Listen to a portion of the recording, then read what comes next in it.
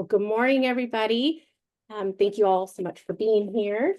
My name is Brooke Barrios. I am the Central Regional Hub Lead for the SRTAC and housed out of Tulare County Office of Education.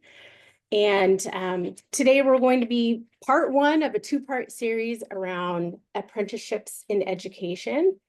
And I'm really excited to share a couple hours with you and bring you along the journey here that we are one of the pilot sites. Let me in some of this work. So we've Tulare County Office of Ed and Santa Clara County Office of Education. We are pilot sites in the first PK-12 teacher residency apprenticeship program in the state of California, in partnership with Division of Apprenticeship Standards, EdFirst, the CTC, and the Department of Education, California Department of Education. So I'm really thankful that all of our partners have been, they're all here and supporting this work as we've been working tirelessly for the last, I don't know, maybe a year now, working on this application process. So I'm really excited that I get to share some of the work that we've been doing and bringing along the process. So before we get started, I'm going to give you a cheesy gardener analogy because I'm an avid gardener. I'm a little bummed it's been so hot. I haven't been out in the yard. So I'm going to just use this little analogy for you. So I want you to think as we roll through the next hour or so together, what's sprouting up for you? So I have a Padlet. Amy or Sarah, I've got lots of support on the call. And so she'll be throwing a link in the chat, and the QR code is here as well. And just we'll use this Padlet as a note-taking opportunity. And I really want today's session to be focused on, really preparing the garden and planting some seeds. We are not going to have a full bloom at the end of this session, right? You will probably leave with lots of questions, which is why we're doing a two-part series. There's a lot to cover in learning more about apprenticeships and how to layer them. And so I want to make sure that we spend appropriate time doing that. So you will leave with questions, but I want you to think about us really like getting the land ready. We're going to plant a few seeds. And our seeds need time to root. So that'll bring us to part two. But I want to know some seeds of feedback, like what's working well in the session, what should we keep doing? So maybe some weeds to pull, like what was not clear to you, or you need some more information, some new ideas or suggestions. And then what are you still thinking about? So what are some wildflowers of wonder? So thank you for putting up with my cheesy analogy, but I just wanted to, every contribution we have really helps contribute to our collective garden. So with that, let's dive in. So today, we're going to build on a shared understanding of residency apprenticeship or registered apprenticeship programs and how they can be layered into residencies. I'm going to share through my lived experience of being one of the pilot sites. And we've really been working on this application process for well over a year. I know that sounds like a very long time, so don't worry, that probably will not be the case for you all, because Tulare County and Santa Clara County, we've been really building the infrastructure for those that are interested in moving forward in developing an apprenticeship program and teaching. So you're welcome, but we'll be diving in a little bit more with what that will look like. So we'll spend some time doing an overview of what registered apprenticeships and teaching look like. We'll explore the layering of residencies and registered apprenticeship programs, and then dive into the beginning steps of the application process. Okay.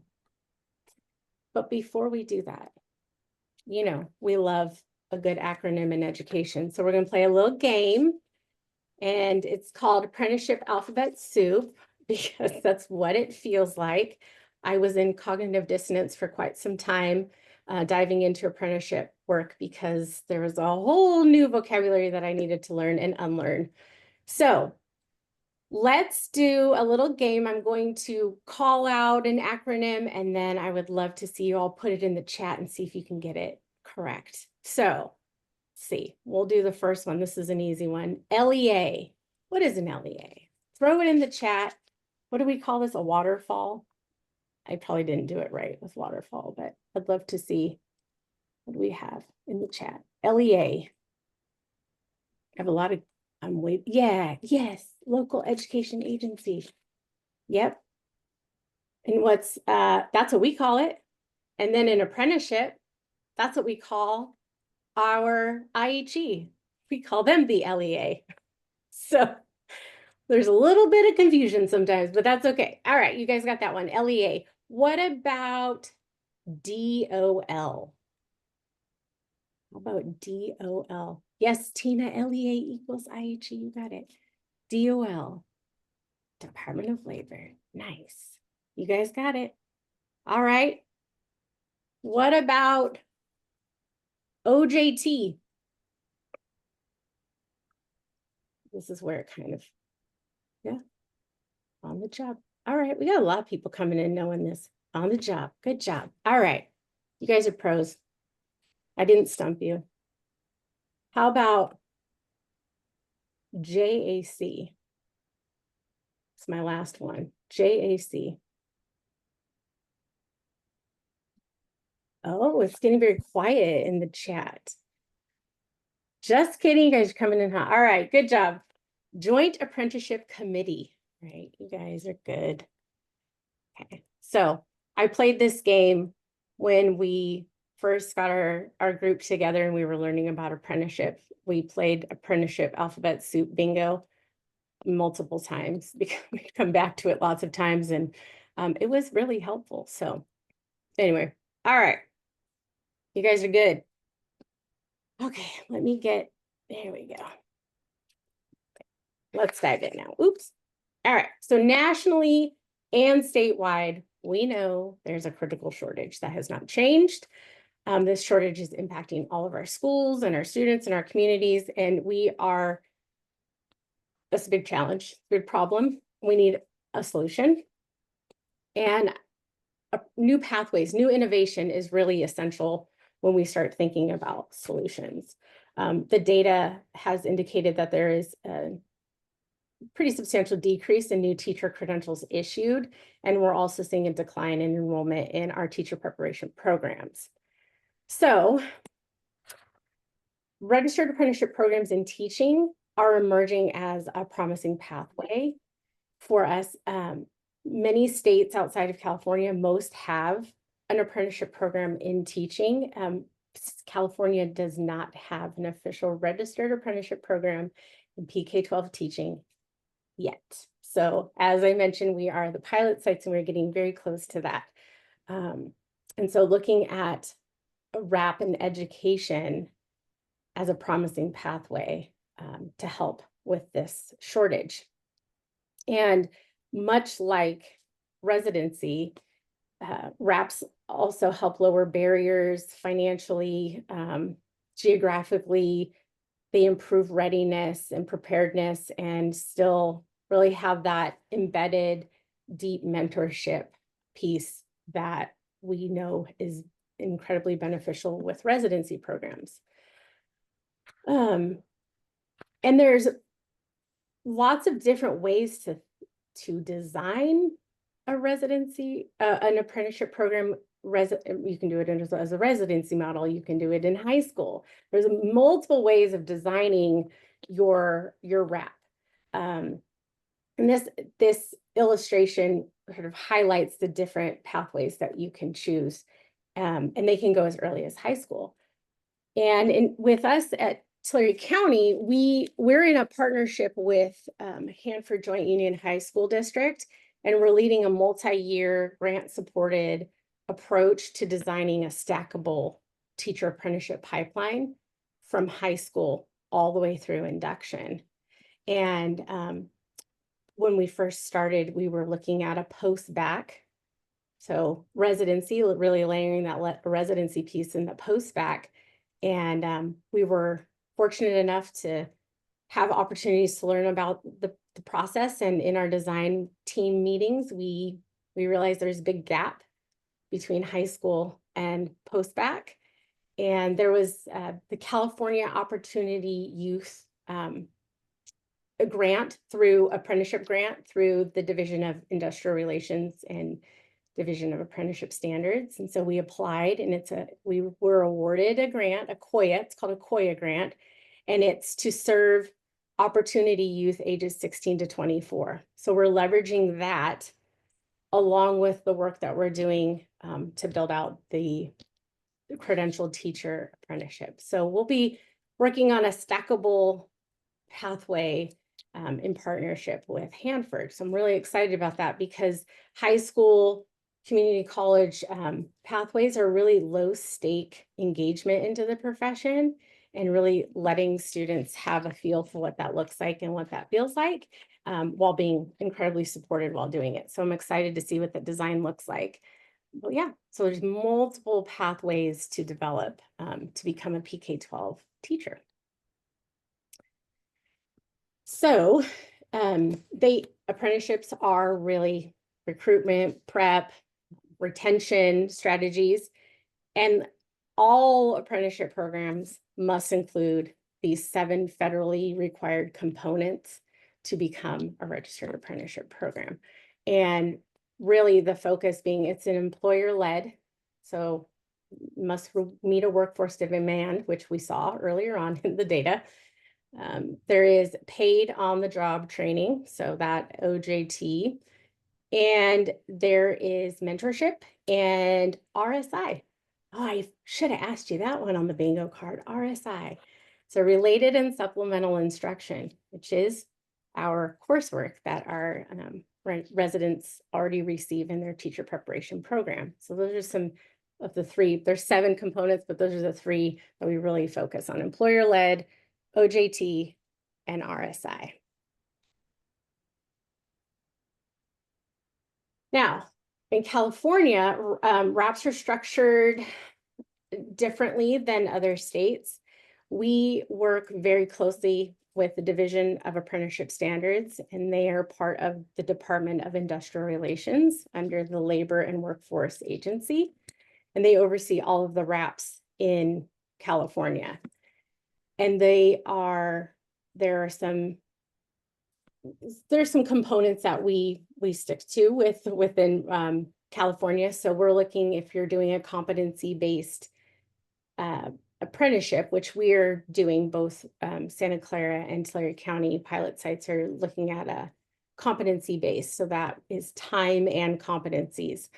And so with that on-the-job training, they require 2,000 hours of on-the-job training along with competency-based components. Every profession has different on-the-job training hours, but for education, we're looking at 2,000. Your related and supplemental instruction, so that's your coursework. They need a minimum of 144 hours of classroom-based RSI. We all know with residency, we are well beyond that. We're in the 700, 800, depending on the pathway in terms of RSI hours. So highly prepared instruction happening. And then an apprentice is a paid employee. So there's different ways to pay employees, and our residents receive a wage, so you receive a wage, a W-2, not us. Lots of stuff we worked through with the wage, and there needs to be a wage progression, one step within the time frame of them being an apprentice. So for residency, they are resident apprentices. I really struggle with that one because I want to call it apprenti or something different. Resident apprentices, and they receive a wage, and then their step increase happens when they earn their preliminary and they're hired as a teacher of record. And then they receive another wage when they then the next year they earn and they move over on the step. So there's several step increases while they're going through this, but the first one is when they move from a resident apprentice to a teacher apprentice. And I can't see the chat. So if there's like a pressing question, Amy, Connie, anybody just pop in and let me know, because I'll keep going. So you guys got to tell me, just hold on a second. All right. So for RAPs in teaching, we have there's lots of partners involved. Most RAPs at the federal level have 3 key partners. They have an employer, a related instruction provider, so your IHE, and a sponsor. What's unique to California is we have very specific criteria and requirements. In California, we need the Division of Apprenticeship Standards. So we have DAS, we work with CTC, and union involvement. And union involvement is non-negotiable. We have to have some sort of union involvement. Either they are part of our working group, our design team, our JAC, or they have given us the blessing to move forward with the apprenticeship program. But they are definitely a needed and a non-negotiable partner in this work. Also with our RSI providers, we are working within the CSU UC system for now, because we're post-bac. We're not working with community. For Tulare County, we're not working with a community college at the moment because we're post-bac. But we're working with a CSU and a UC. There are other components that we'll dive into in session 2 around private institutions. So there's some differences in RSI providers if they're either from a state college or if they're a private institution. So I'll dangle the carrot and say, you have to come back for session 2 to dive in deeper around some of that, because we can spend a whole lot of time there. So we have many collaborative partners in all of this. And implementing RAPs in California for teaching, it requires a lot of collaborative work among various organizations. We're crossing organizations. We're all sitting at the same table, and we're to ensure that we have effective oversight and a credentialing program delivery. So the success really depends on alignment between all of these agencies and educational partners. So one of my biggest, partnership is the number one. It's the foundation for a lot of the work we do, but this is incredibly pivotal piece in the RAP design is your partnerships. And you spend a lot of time just building that. And so it's really important to be thinking about who from these agencies should we be reaching out to, and who should we be in partnership with, because there's a lot of work that you have to do together. So our state agency roles, right? I mean, I'm not going to read all of this, but I wanted to provide you a little bit of who are the collaborative partners in this and what their role is or could be. And some of these partners can have a dual role, like the IHE can be a joint sponsor and an RSI provider, or just your RSI provider. Same for your employer. So some can have dual roles. For us at the county office, we are acting as the sponsor, and our school district that we're partnering with is the employer. And I believe that's very similar for Santa Clara. I see Amy nodding, so we're right. Okay. All right. The other thing, here's your JAC, and it could be called a JAC. I've heard JAC, we have JATC, which could be a training committee. We all just call it a JAC. Sarah, please correct me if I'm wrong here, because I will add the T in. You need a JAC, so that's all of your partners create a committee. It's a JAC, and we implement and oversee the program. There are members who will serve as voting members on the JAC. We have an advisory committee. We have people that represent each of the entities, and we have DAS, we have the union, we have the labor. So we have labor, union, employer, sponsor, RSI. I'm sure I'm forgetting someone else, DAS, and then we have I think I got them all. I think I got them all. So we have representation from all of those partners. Yeah, and each partner has a different role in what they do with the apprenticeship. Now, RAPs in teaching in California must meet the requirements of both DAS and CTC. Both have set of requirements for, CTC has a set of requirements for teacher certification. And since RAPs are merging, they merge into an apprenticeable occupation with education, they have to meet both of those requirements. And we'll dive in a little bit around, it's pretty easy to meet both of those. So you'll start to see the layering, that it's not really that much different as we're looking at the components from both. There's so many benefits when you have a RAP in teaching, and it provides benefits to all of the different entities involved. There's benefits to the employers, right? There's benefits to the RSI provider. There's benefits to the union and benefits to the apprentices. And the union, having the union involved very early is, that's probably my number one piece of advice, is getting them involved very early on. They have been very helpful in terms of helping identify folks that might be great candidates for the apprenticeship program as well. And so just lots of early interest, lots of early discussions with all of these partners on the screen are really important as you move forward with that, and really sharing the benefits of what a RAP in teaching could be. I want to take, I've been talking straight just for 25 minutes now. So before, I want to take a break. I want to take a break, but I want to ask you first if there's any questions in the chat that I need to attend to.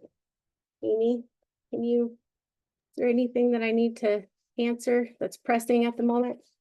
So there is a question in the chat on the definition of a sponsor. That's a good question. And guess what? Probably didn't put that in. What a sponsor. So on the break, I will plug us in. I have an overview of a real true breakdown of what everyone's role is, but a sponsor technically is the oversight. So the sponsor, let me go, you know what, you guys, hold on a second. I think I did. Sarah put it in the chat. It's pretty. Sarah, I was gonna say, Sarah just put a definition in the chat. Oh, thank you, Sarah. I did. And if Dr. Ryan Jefferson is on the call and has any edits to my definition, please weigh in. Yeah. I was like, I'm gonna give you a really general overview of what a sponsor is, but I appreciate that. Yeah, I have lots of people in here that have been supporting the work. So please jump in. I told them all, I'm like, I'm talking, but please jump in and add anything if we have questions in the chat. But yeah, sponsor really is the organization that operates the RAP. They do the oversight. We've been overseeing the application process, all of the paperwork. We will be doing the reporting piece. And then when it comes down to the financial part, we've been the lead on the grants.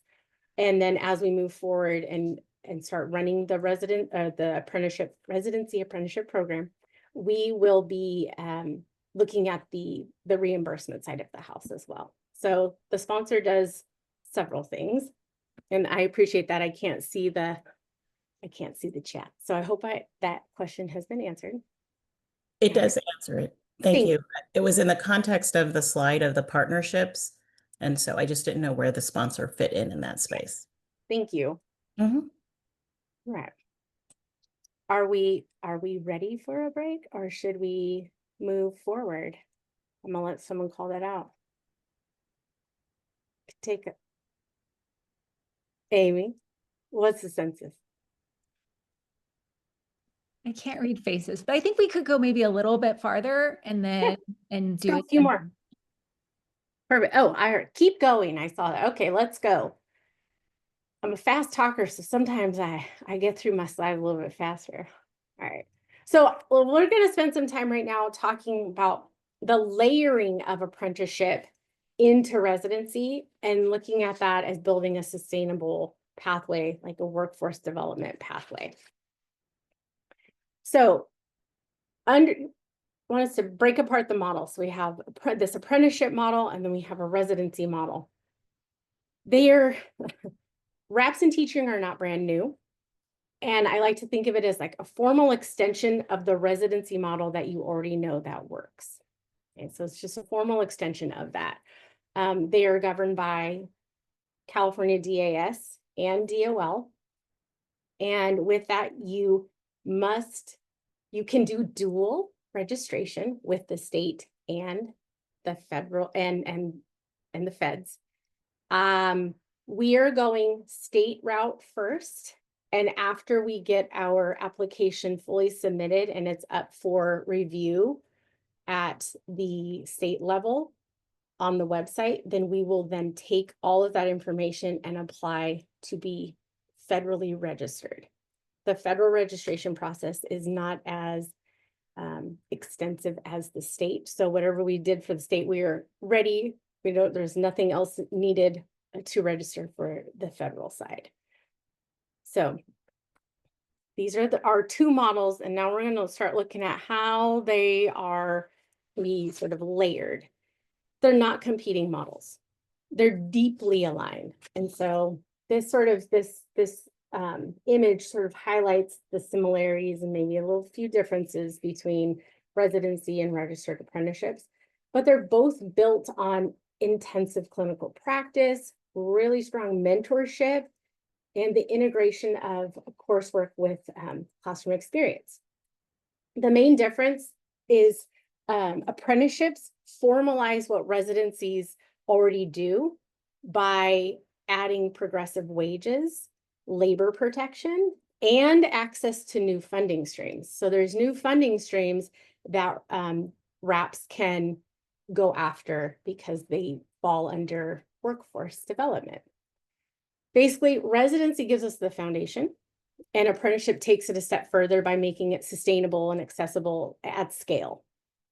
And so when we look at, our participants, they become resident apprentices. Our EPP that leads the residency, they then with the coursework, they are now the RSI provider, and with a lot more RSI hours than what is necessary.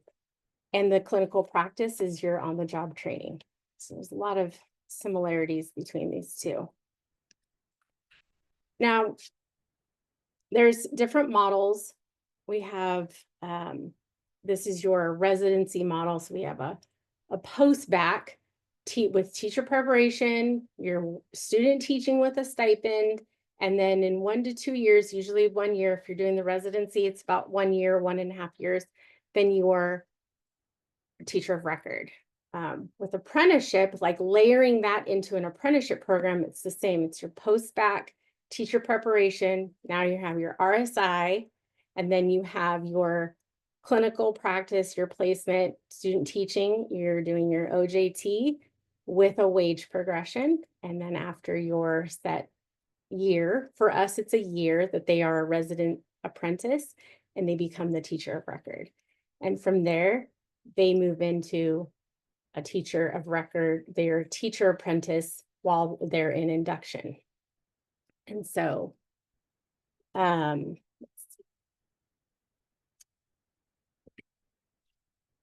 lots of benefits of layering.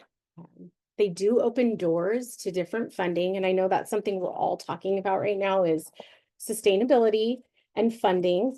And, this does open doors. They don't open doors immediately. And so that's one thing I want to say. A lot of folks are saying, oh, this is the next funding opportunity. It's not waiting for you once you turn in that application. Like, it's not just sitting there as this pot of gold, like, oh, you did it, you turned it in, here's all this money. Absolutely not. It takes a while to get some of that funding, and some of that funding is still, it's not guaranteed funding.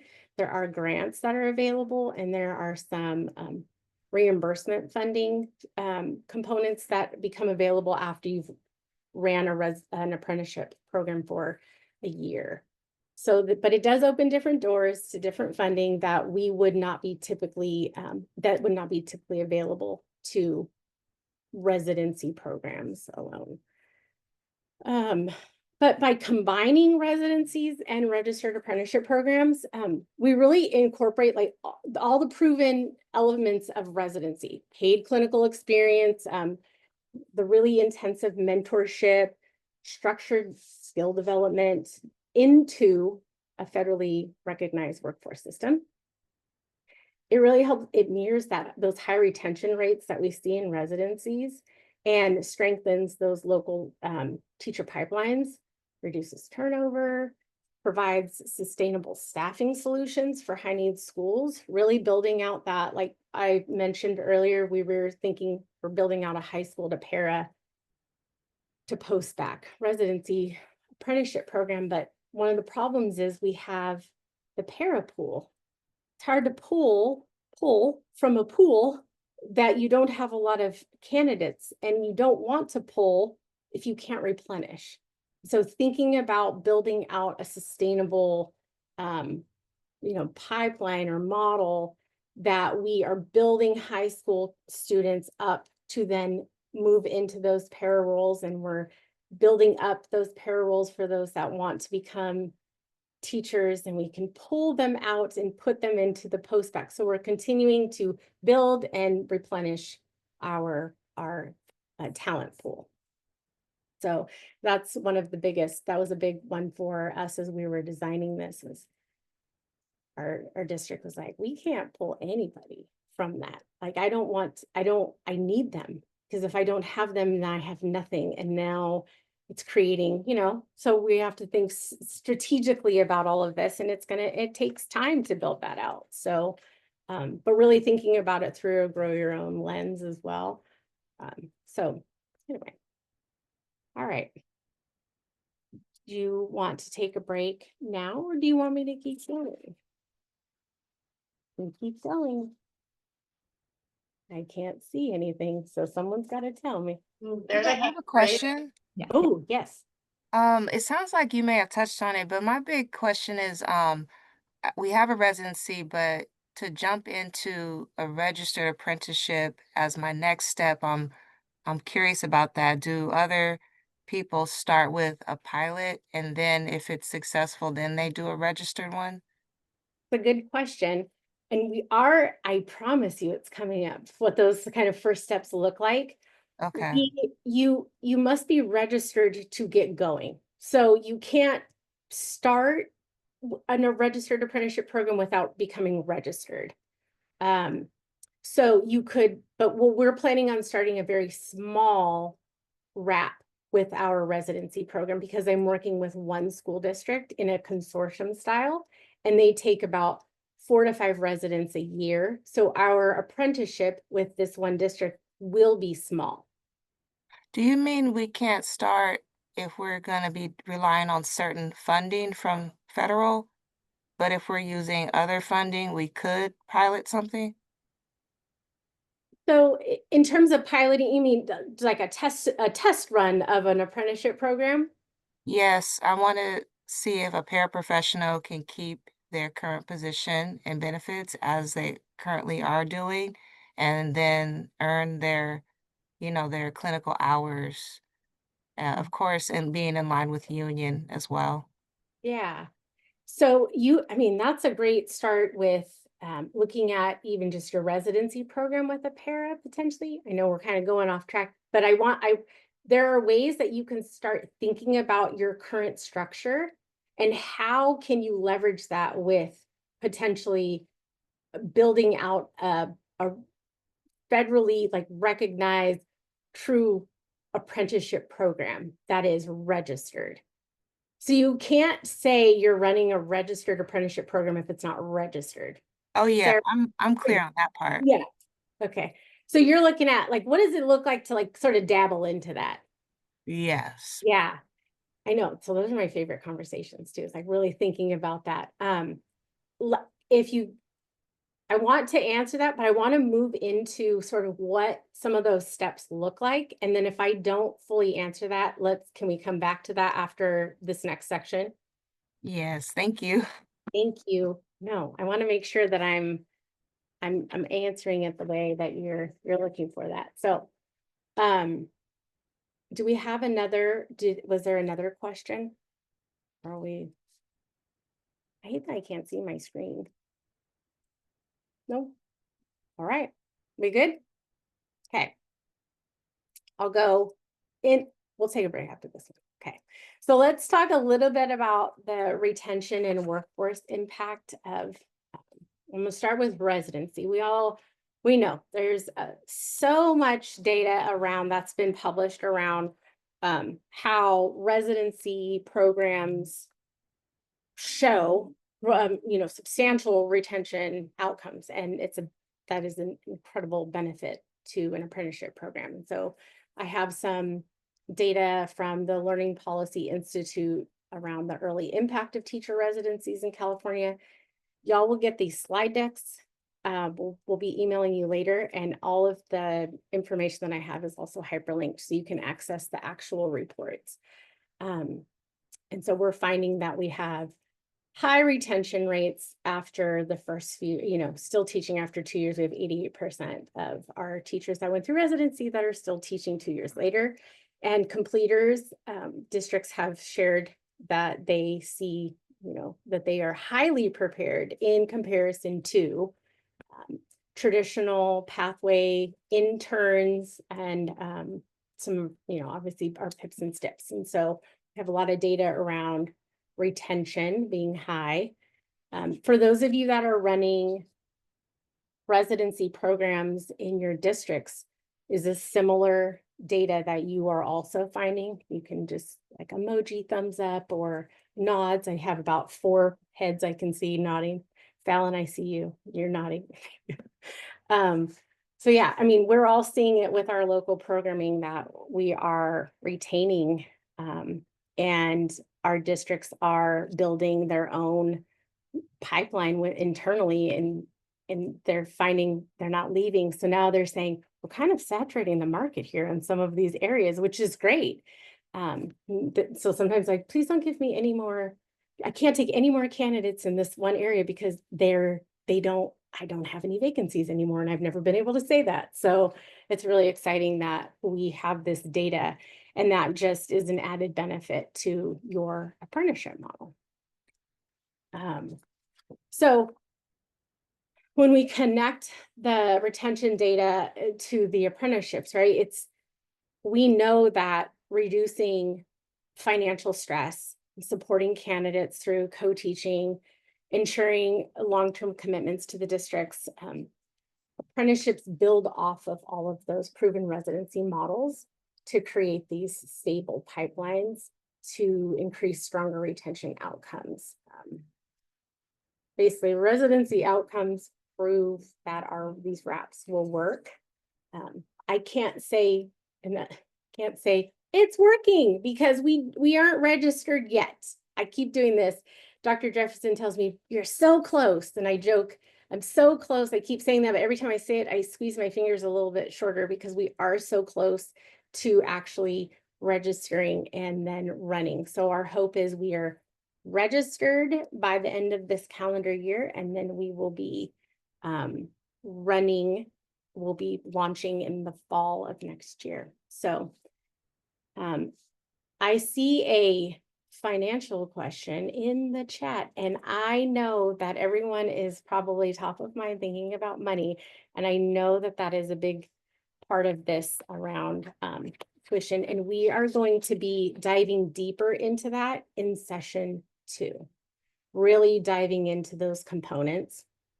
And so, like I said, seeds today, plants will be blooming in September when we meet again. And so there'll be lots more opportunities to dive deeper. There's a lot of information that we need to go at a deeper level with when we get to that point.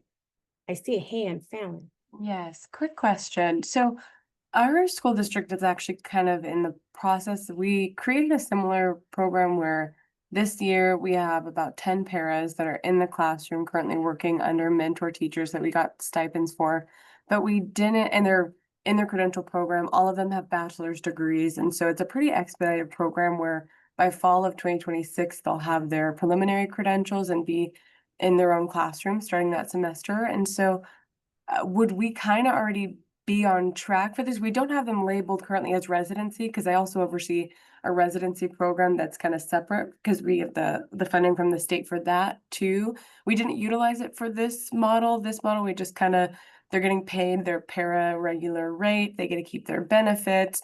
And we just pay the mentor stipend piece and then a release day a month for the program. So we're kind of like developing this on the side just to test and see, but is it kind of the same and we should start looking into registering as an apprenticeship or? Got good bones there, definitely. You have the components for sure. And so, yeah, those are great. You're thinking about it as a different pathway. Not everybody goes residency. Not everybody goes, right? There's intern, there's residency, and there's traditional. And so this could be one of your traditional pathways that you're looking at as registering as an apprenticeship program. Absolutely. Okay, perfect. Thank you. Or chats to come about that. But yeah, thank you for asking. All right. So, retention data, workforce impact, right? Apprenticeships kind of stabilizes staffing long-term. Like Fallon, you just mentioned this para. So you're filling these para positions while, preparing them to be teachers of record. And then you have the next group come in to sort of stabilizing some of this long-term staffing. And there's opportunities to think about, staffing models, different staffing models for residency. We have paras, we have subs, we have all different kinds of staffing models that we can leverage as thinking about stabilizing and long-term sustainability. Definitely for districts struggling with shortages, districts can, apprenticeships can kind of create stability with that. We're looking at SPED for us. SPED and STEM single subject is a target for our apprenticeship. And we're looking at, leveraging what we have going with the residency, but also as we move backwards and sort of backwards map and plan, those that are finding, they have interest in math in high school. It's like, all right, how can we start providing opportunities earlier on to get them to start working with some of the elementary school teachers and really looking at it as a long-term solution for that. Because residents stay in the classroom for, resident apprentices, I say resident apprentices, but even apprentices, if we went youth, high school para apprentices there's so much time in the classroom that they spend at much higher rates, and districts, just with residency alone, they report fewer vacancies, lower recruitment costs, just with that part, highly prepared. And the students benefit from this consistent teacher in the space. And many apprentices are recruited from the community in which they serve. So they really represent the students that they're serving in their districts. Yeah. And the cost part of that, the cost model, looking at leveraging, and we have some districts that are using funding that go right to residents, and now that's going right to apprentices instead of going into residency. So there's ways that districts are leveraging some of that too. How about now? How about a little bio break? Okay, take a little bio break and then we'll come back and we'll dive into more of the application-ish side of the house. So some of the questions you're all pondering. Okay, we'll take 10 minutes. So 10 brings up, okay, 13 minutes. Be back at 11. How about that? Okay, see you all at 11. Amy, will you stop recording? Thank you. Started. Thank you, Amy. You didn't need a reminder. So what that was a lot of information, a lot that we need some time to process some of this. So I'd love for us to get into some breakout rooms and use the Padlet to guide some of our conversations. I'd love to see what you guys come up with. I'd love to hear what you're thinking about. And so, yeah, so we'll go into breakouts about 10 minutes, and then we'll come back to the main session, and then we'll dive into that, the sort of phased roadmap piece of the application. So we'll do, thank you, Amy, for putting those together. All right. So let's deploy out. And if we need the Padlet, throw it back in. Okay.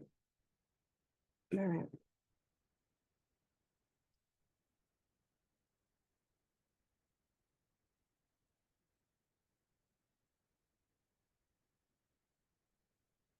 Is it just us in here? Okay, Yes, everyone's in their rooms. thank you. And it's automatically, we don't have to set a 10-minute timer. It'll close in 10 minutes. Perfect. We are recording now, right? Yes, let me Okay. pause.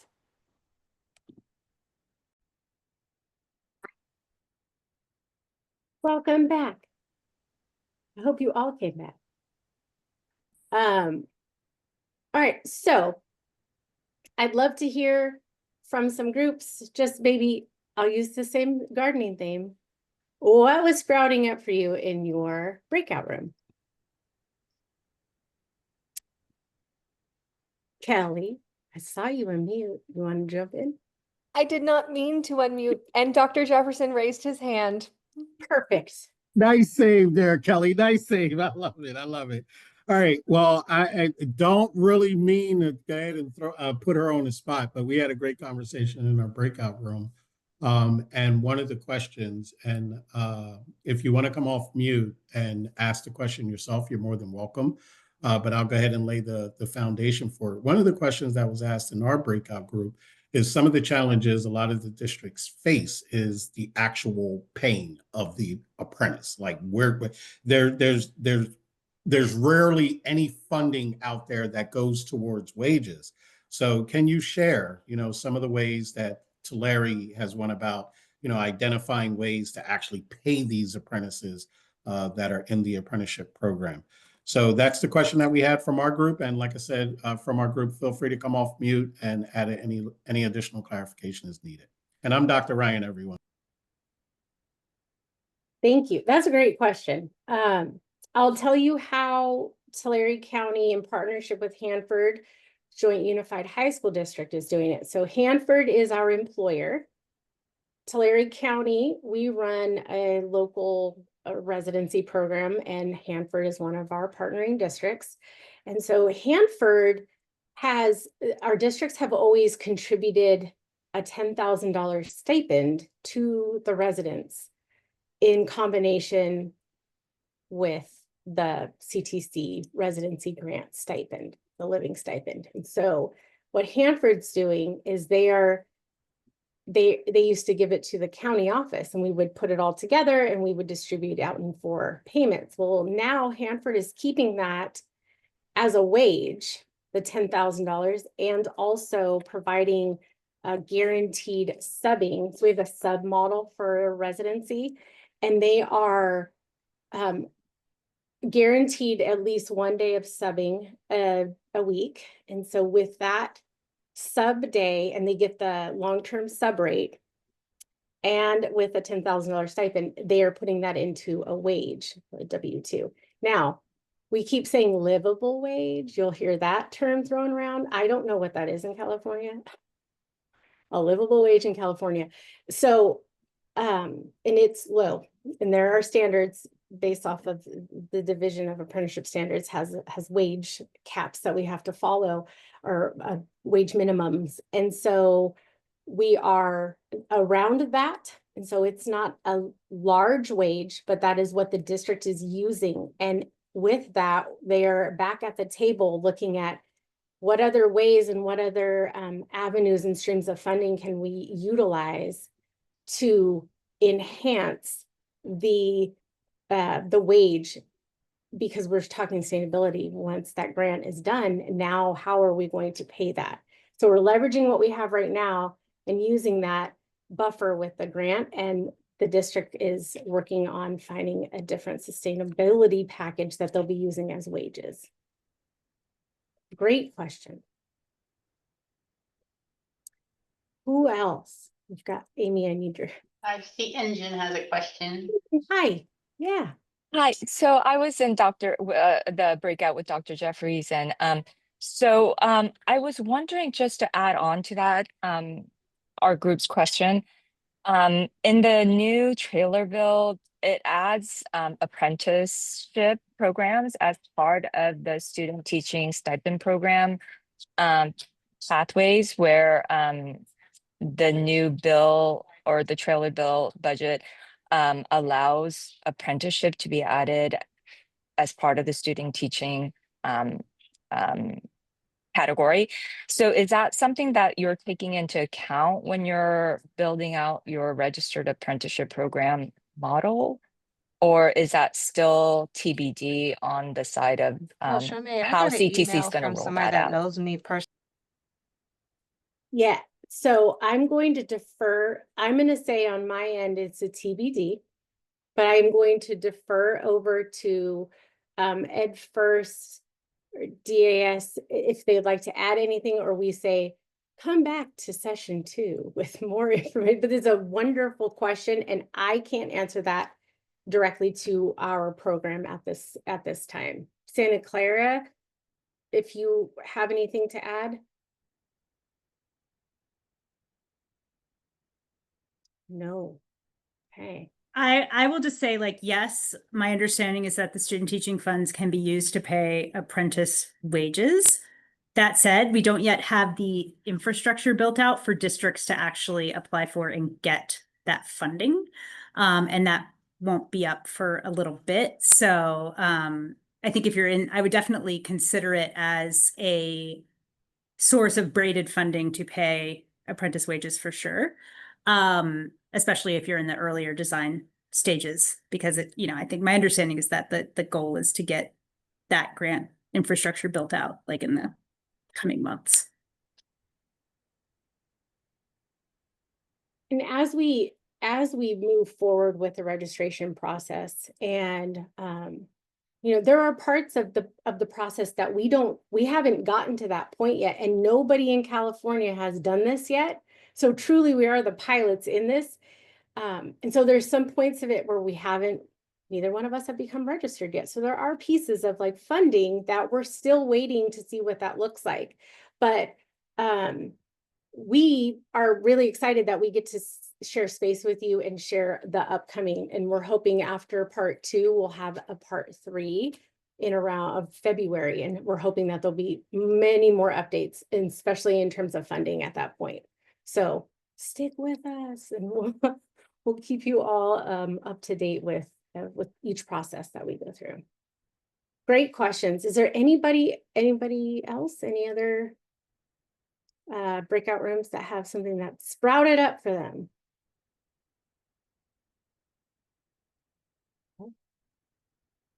Okay. Well, let's move on to looking at the next part here, this little roadmap, because residency got us here and apprenticeship's going to take us further. So I want to spend some time talking about some of the first steps in this process. Over the past year, TCOE and Santa Clara, we've systematically worked through these components required for a high quality registered apprenticeship program for PK-12 teachers that is in clear alignment with CTC, DAS, and DOL standards. So we're at this point now where we're starting to be able to break apart this roadmap that allows for you to follow these clear steps. And so I want to bring you into like the first part of this. There's lots of phases that we went through in the design process. These are some months can be, shimmied a little bit more. We had a little bit more months in certain phases here, but the exploration and stakeholder engagement phase, that's where we're going to sit for the remainder of our time together today. And then session 2, we'll dive deeper into the other phases. So these are going to be some concrete steps of how to get started. So it feels actionable. And I want to leave you with some action steps and some resources so you can go back and start implementing just conversations at this point. We've used, like by using this phased approach, we've outlined structured workflows and team responsibilities through a really collaborative design process. And that's been part of our work with EdFirst and DAS, is meeting to figure out what is the scope and sequence, what does this design process look like? So for us and in Hanford and Tulare, we started and we spent a lot of time here in that first phase, that exploration and stakeholder engagement phase. From there, you move into what does that program design look like, and you start that registration prep. That's when Dr. Jefferson and we started working very closely together. So you get paired up with someone from DAS, and then you are doing that formal registration process. So that's where we're at right now, is that formal registration process. All of our stuff has been sort of handed over now, and we're waiting for that approval process, both Tulare County and Santa Clara County. And I know that there has been an influx in apprenticeships, interest in apprenticeships. So I know there's some wait time. We're hoping for registration approval by the end of the calendar year. Fingers crossed, really hoping for that. So we wait. Now we wait. And once we get to the 30-day, after it gets all the way to the top, it needs to be posted to the website for 30 days for public comment. When we get to that point in the process, we'll then move into the next phase, which is federal registration with DOL. And that is optional, but we are choosing to do both state and federal registration. And then once we receive the green light and the approval, we will then launch and implement the apprenticeship program. So, and then continue that ongoing monitoring and continuous improvement. So for us, and I know this is, I'm sure, and I know I can speak to Santa Clara on this part, this is the pivotal part of the work that moves forward. This is really where you build out your group of folks, like who needs to be at this table, who's missing from this table. You start having I thought we had all the people at the table, and we started meeting and we're like, whoa, wait a minute. We need to bring in so-and-so from this school. And oh, we should probably bring in CSEA. So although we were looking at post-bac, and that's a CTA, that's the collective bargaining agreement for teachers is attached to its CTA, collective bargaining. We thought we need to bring in CSEA because I want them to be at the table to hear what we're doing and how we're going to start building backwards. So we decided to bring CSEA at the table. And there were many times when we met with them and she was like, I don't know what I can offer, but I'm listening. And she would engage in our JAC, and she would engage in our design processes. And she wasn't, she's like, I'm excited for this and I'm excited to see, but I really want to see what it looks like for my folks, like the paras and some of our other classified staff. And then at the time, our district was looking at doing another apprenticeship for welding. And so CSEA got involved, and she's like, I know so much about the process already. So I'm really happy that we brought them in early, and we've forged a really strong relationship. But this is really where the visioning and the partnership building happens. We built our team, you engage DAS, and you really prioritize some of your local pipelines. So, we initiated the design process through a deep partnership engagement. We had a really strong partnership with our district from the county lens due to residency. So it was a very easy partnership transition to start having discussions around apprenticeship. Now with residency, I don't meet with labor partners. I don't usually meet with the assistant soup for business to talk about wage progression. So this was new for me as well. So I was meeting now with new people, and we built capacity around residency in folks at the district office that have touch points with residency, but oftentimes behind the scenes. So now they were really well versed in residency and they were seeing the impacts of residency. And so it was an easy, I hate to say sell, but they saw the impacts of residency. They're like, we have to move forward with this. This makes so much sense. And they were starting to have different conversations internally as well. So we aligned our JAC, this is how we started building out our JAC, around shared challenges in the district. Teacher shortages. Their teacher shortages are in SPED and in STEM. They have high para turnover, and they need a sustainable pipeline, and they're struggling with that. And as a district, a very small rural district, capacity became an issue.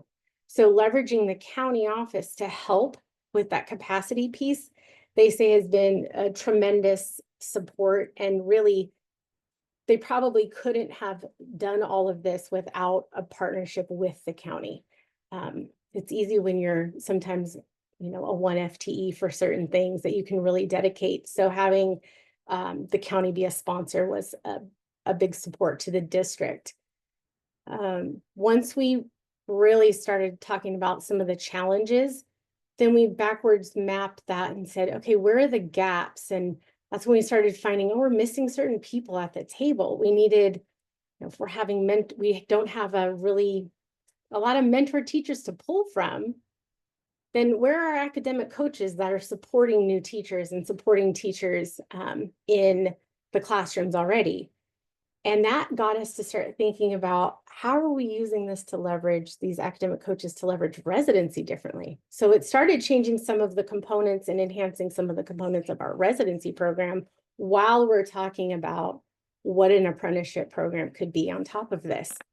Then we brought in labor and clarified any union concerns, and we clarified and solidified the support. There weren't very many concerns. We're very lucky that we didn't have a lot of concerns, but our district had a really strong relationship with both CTA and CSEA, and that was a huge benefit to our building our partnership. We identified the high priority content areas, so SPED and STEM, single subject, and really started doing some vision mapping. And when we started envisioning what the ideal teacher should, what is this district looking for? Like, what is the ideal teacher that they're looking for? Then we went backwards and said, okay, if that's who we want, what do we have to do to get that? And that's another opportunity to say, oh, we're missing more people, or, oh, that person not necessarily for this type of work. So our JAC then broke out into specific groups where we had some district level, like HR and business in a group. And then we had another assistant soup for ed services that was supporting induction and new teachers, and then some of the coaches, and then we had the union representation. And so we had these like mini JACs, and then we'd come back together and work. So we had multiple, I had probably 5 design meetings around that. So I say 1 to 3 months. It could be longer, it could be shorter, depending on your current program that you're working with or what you're looking at to build. I want to, Santa Clara, is there anything else you would add to this, or no? The same, similar? Yeah. So if this isn't solid, it's going to be difficult to move forward with, because you get into the weeds of the core design and some of that strategic decision making. If your foundation isn't strong, it's going to be really difficult to move that forward. I think, Brooke, just to emphasize that earlier point you made about it was really important to be willing to continue opening people into the fold, right? Just to make sure that everyone's voice had value and care. We also, right, this is brand new, weren't always sure at the beginning who needed to join us in establishing this conversation.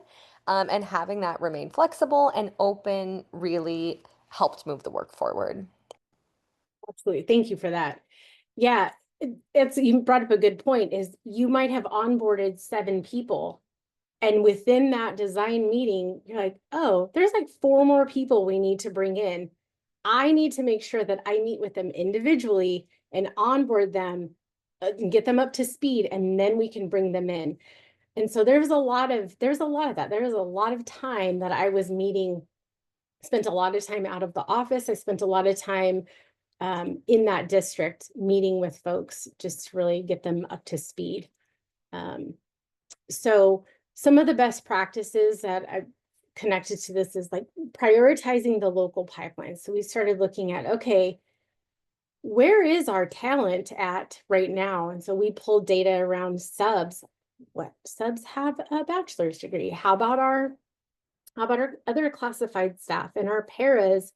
Even though we were trying to be sensitive, not pulling a lot of, not pulling a lot of pairs at this point. If they were interested, obviously we were going to leverage that, but we weren't actively recruiting from the para pool because it was they're having difficulties retaining paras.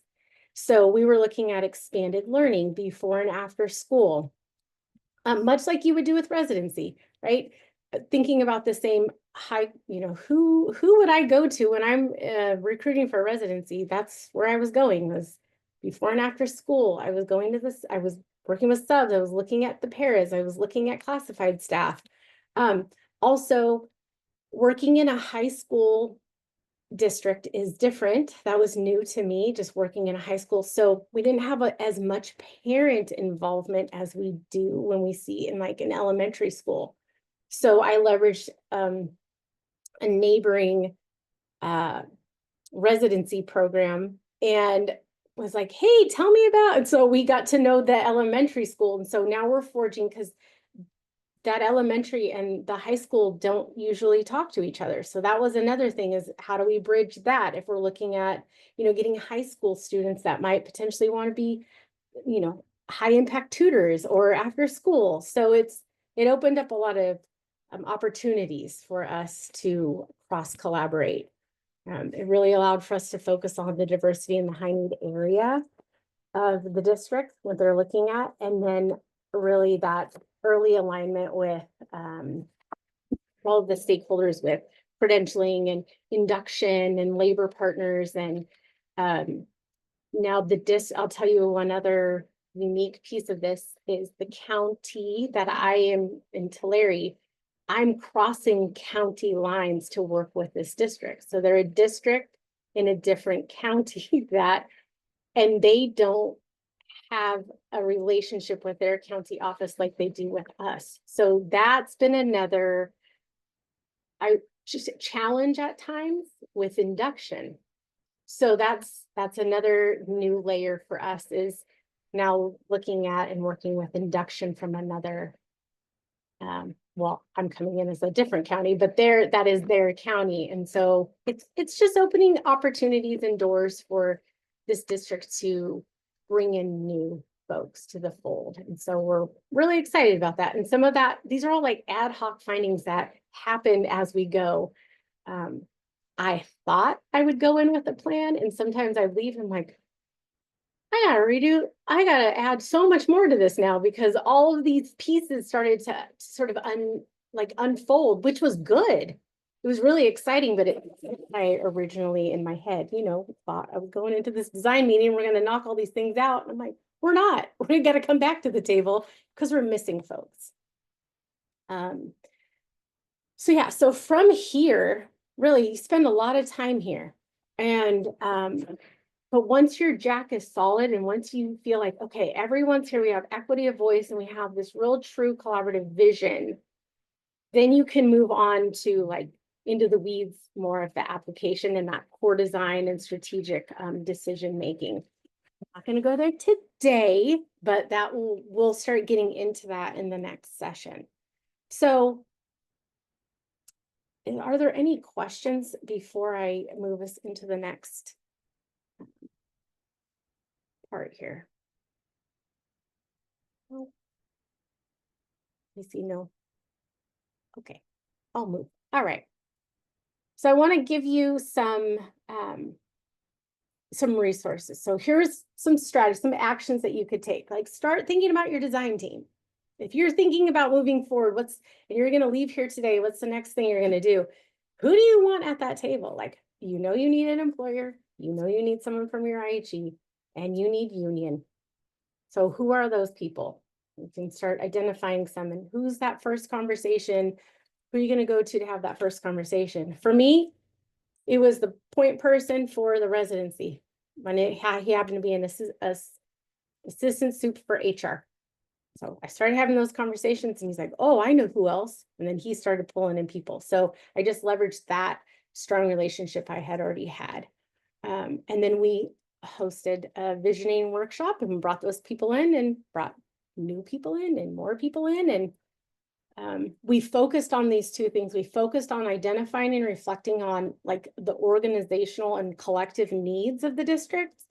And then we use that to define the vision of what the apprenticeship, the teacher apprenticeship program or person would be. And then going back and saying, okay, then what do we need to have in place so that we can create the ecosystem to develop this person?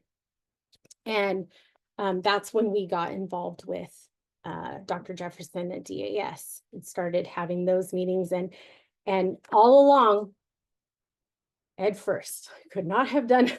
EdFirst was our support still to this day. Along the way, we were meeting bi-weekly with EdFirst, and really they helped shape. They helped with the design, and we were giving them feedback in real time. So it was this mutually beneficial partnership that we were working with and having phenomenal supports in place. So with that, I wanted to also provide you with some resources if you were going to look at diving in and exploring the engagement piece. Is Earning by Learning Toolkit, which I saw, Sarah, you put it in the chat. Thank you. EdFirst has put together an Earning by Learning Toolkit to understand like the framework and the guidance, and it's phenomenal. And we'll unpack pieces of that as we go into session 2. It's a wonderful, and Sarah, please jump in if you want to add anything else. I saw you throw some links in the chat. You want to add anything? No? Okay. I highly suggest everybody open that and start looking through, and it'll take you through the phases of the application as well. And that's what we're here for too. So you have lots of resources and support. One piece is identify and build a design team. So who are you going to involve in your design process? Your IHEs must be CTC accredited. So make sure that when you're looking at your IHEs and your partners and who from your LEA and your union. And as you identify the team, host a visioning workshop. And so there's some templates in here to help sort of shape the workshop, and I want to give you some tools. And I believe I also have a resource for you of a sample agenda that I use for one of my first design meetings. I have that also for you. And so just want to give you some tools to think about and dive into and help guide some of those early conversations. And then early outreach to DAS. Dr. Jefferson, if you're still on the call, you could jump into this one if you want. Maybe he's not on the call. That's okay. So once you get started, then there's a process to get DAS involved. We'll make sure that we touch on that point with you as well, because and Sarah, please jump in too if you know that next step. We were very lucky that we had it already prepared for us of the design process of when DAS got involved. But I know I'm scared to open this because I don't know if it's going to take me. So there's ways that you could go to the website and you can get connected with DAS. And yes, and there's guidance within the Earning by Learning Toolkit on how to connect. And Dr. Jefferson has raised his hand, so he's here. Okay. Yes, I am. I'm so sorry. I was on another call with a potential sponsor. I heard a little bit of the question. Oh, I was offering up some resources and suggestions as they get involved in the first phase of the exploration and stakeholder engagement. Sure. And that's early outreach to DAS. Yep. So Yep.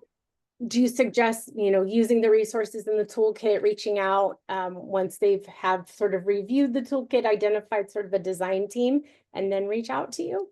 Or Yeah, no doubt about it. The earliest interaction with DAS, the better.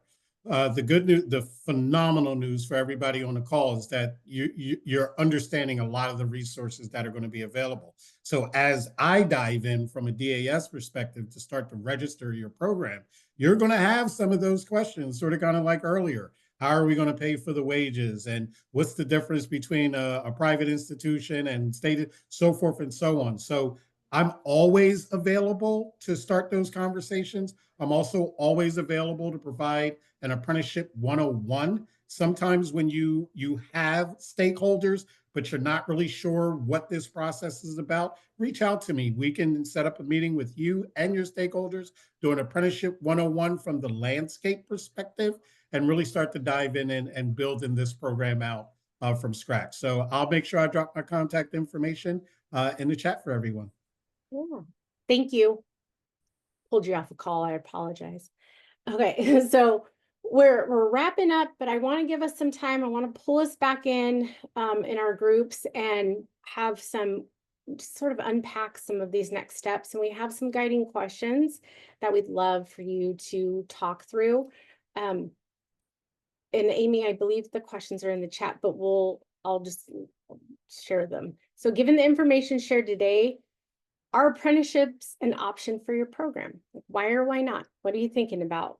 What additional information would you like to have regarding apprenticeships? And what are some challenges? What challenge might apprenticeships solve for your program or your district? So just some little thinking questions. And if you get in your breakout session, just use those as guides as you unpack and talk through maybe some next steps for you. And then we'll bring you back and we'll close out our session. So 10 minutes. Perfect. Okay.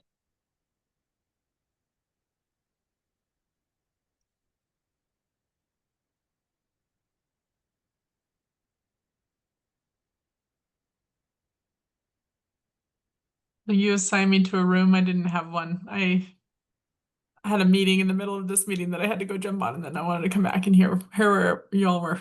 Yes, I'll assign you right now. I appreciate it. Thank you, Thanks Amy. for coming back. Appreciate it. There we go. It should send, oh, there we go. Let me pause recording. Back. All right. Okay, we're rounding out the time together, but I'd love anyone, any shout outs, anything, any breakout session would like to share some of the conversations that you had.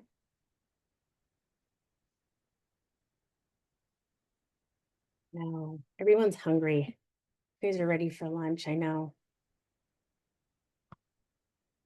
No? Okay. I'll just share real quick. Who's asking Brooke? I'll share real quick. Hi everybody. Good to see you. But I think that it was a good eye opener for me just for this first session to think about. I wanted to go big, you know how I am. So I was like, oh, we could have a whole residency. Everybody's funded through apprenticeship, blah, blah, blah. And now I'm like, okay, maybe 3 to 5. And, but then thinking big again, like maybe 3 to 5 per program, like single subject, and then multiple subject, and then special education, or the areas that we need, and then building those partnerships with specific districts that way, and just funding 3 to 5 per year, but giving another opportunity for application and joint selection, et cetera, to be able to work through that. So yeah, so just thinking about that. And yeah, hi Fallon and Heather and all my peoples. I see you. A great way of thinking about that too is thinking about it through a pathway lens of, small pieces of that. And as I know, I keep like dangling session 2, and I do promise we will get into more of that design process and the application process, and you can start thinking more strategically about how to design it. So thanks, Bree. I really do appreciate that, and thinking about, yeah, there's different people at these tables too, in different districts. Hi, Fallon. Hi, one thing that came up in our conversation is thinking through how to incentivize our IHE partners with this work. Last time when we had the residency, we were able to utilize some of the funding towards their support and help. And with Bree, even with the CTEP grants and things like that we had to get things off the ground and going. But that's just coming up to mind, is how to incentivize. It's great that it's needed, but how do we really get them to know that it's going to be a lot more work and there's a lot of pieces needed. So that's just top of mind. I'm sure we'll maybe go into a little bit more detail next session too. Yeah, and that's a great point that you brought up. And I do want to share that for our experience, layering apprenticeship with residency has not been a huge capacity issue for the IHE at all. It's like we're running the program like residency with coursework and all of that. There's very little, touch points there's less touch points with the IHE than there is with the union and the employer. Not to say they're not involved, because they are, but at a different level. So that's one thing that I know our IHE partners have asked, like, what does that look like in terms of people and capacity? And yeah, Sarah just put in the chat that apprenticeship is more employer driven. So it is that it's a lot of the employer side. But if you're running your program as residency or traditional, it's what are they offering? What does that program cadence, scope, and sequence of courses look like? So it's not a whole lot more. So I just want to put that out there, but we will talk about some funding aspects in the next session, and there is funding around, it's called RSI reimbursement. So there are some pieces to that. So come back. We will be talking about that, but Fallon's a good question about the incentivizing too, beyond mutually beneficial. Yeah, perfect. Those are great questions. I appreciate you all chiming in. So as we wrap up our time, because we're almost at time, I'd love to hear more formalized feedback. I have questions for you about, kind of what's top of mind for you.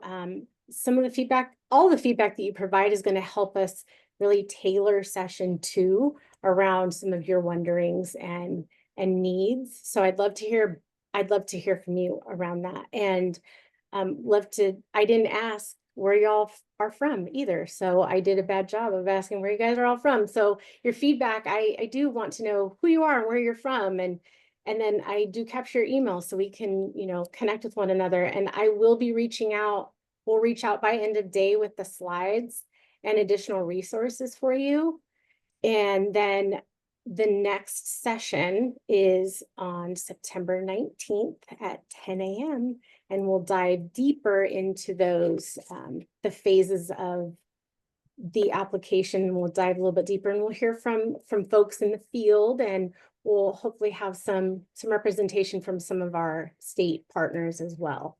So I just really appreciate you spending some time with us today, and I hope you walk away and you're thinking about what could this look like, and excited to see all your faces again in less than a month.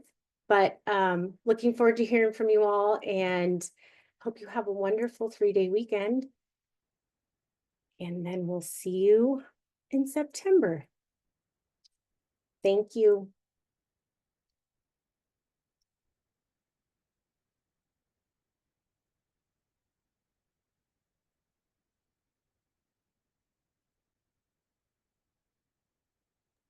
Yay! Are we still recording? Let me stop. I like the yay.